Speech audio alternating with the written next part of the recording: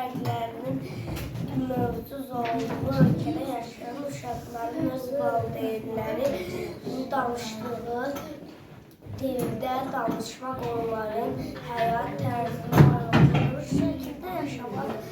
şəkildə yaşamaq hüququ. Uşaqların normal yaşayış və insan ləyaqəti hüququ vardır. Hər bir uşağın adlı vətəndaşlıq almaq hüququ vardır.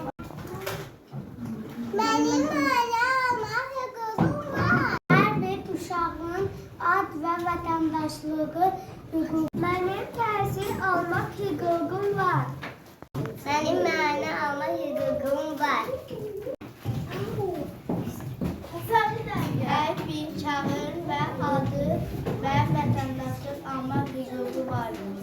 Almaq hüququm var. Yaşamaq hüququm var. Mənim müayinə olmağa hüququm var.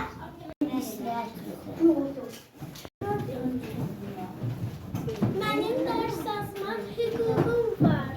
Mənim təhsil hüququm var. Mənim təhsil almaq hüququm var. Mənim təhsil hüququm var. Mənim müdafiə olma hüququm var.